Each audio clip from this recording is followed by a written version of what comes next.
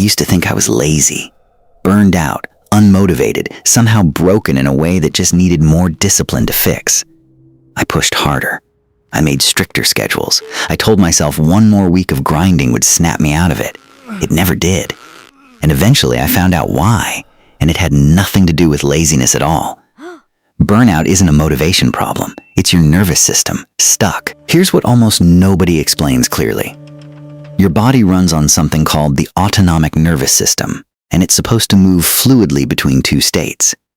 Activation, when you need to meet a challenge, and recovery, when the challenge passes and your body settles back down. In a healthy system, that's a dance. Stress hits, your body activates, the stress ends, your body calms back down. Back and forth, all day, without you ever noticing it happening. Burnout happens when that dance breaks. Your nervous system gets stuck in one state, unable to shift back to the other, no matter how much rest you throw at it. Most people assume there's only one stuck state, constant stress, constant fight or flight. But there's actually a second one, and it's the one that explains why burnout feels so different from ordinary tiredness. When the activated state runs too long without relief, your body doesn't just stay wired. Eventually, it collapses into something else entirely, a shutdown state. Numbness, flatness, that heavy feeling where you can't even decide what to eat for dinner, where nothing feels urgent and nothing feels good either. That shutdown isn't laziness. It's your nervous system doing something animals do in the wild when a threat is too big to fight or outrun. It plays dead. In a modern body, sitting at a desk, that same ancient mechanism shows up as the flat, foggy exhaustion we call burnout. And here's the part that made everything click for me. Your body cannot tell the difference between a real threat and a notification. A predator and a Slack message trigger the exact same activation response. If you're getting pinged, scrolling, and reacting for 16 hours a day, your body reads that as 16 hours of low-grade danger, and it responds accordingly, whether the danger is real or not.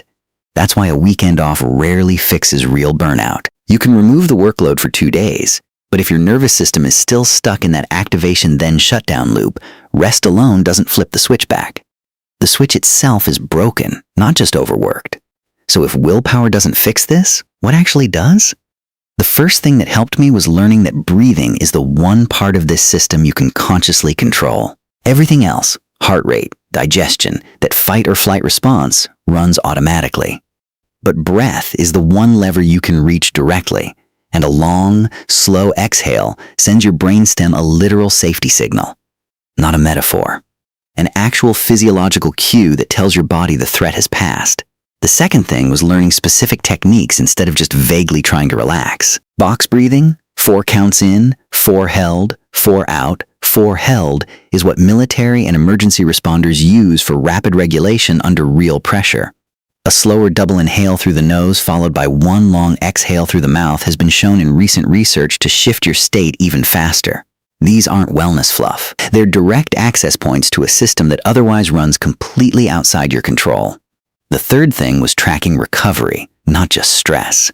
Heart rate variability, the small fluctuations between your heartbeats, is one of the clearest windows into this.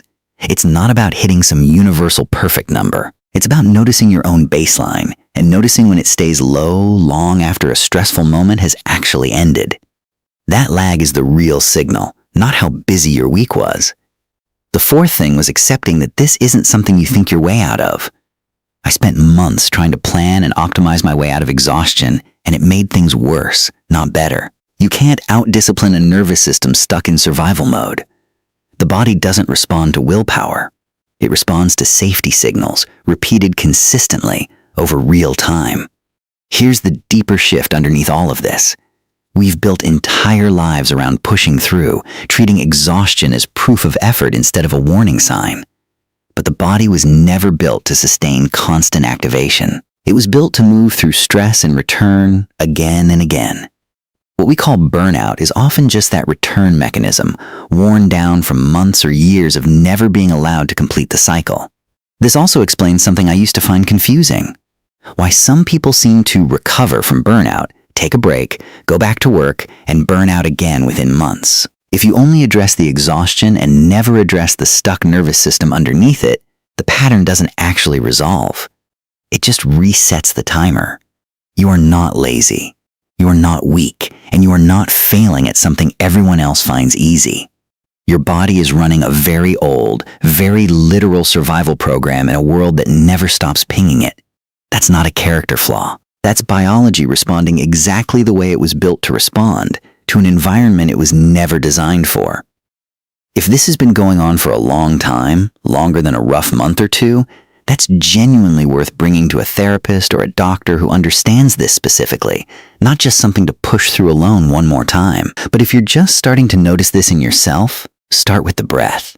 It's the one door into this entire system you can open yourself, right now, without waiting for permission or perfect conditions.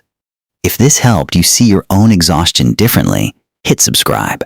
This channel is just getting started, and next time, we're going deeper into exactly how long real nervous system recovery actually takes.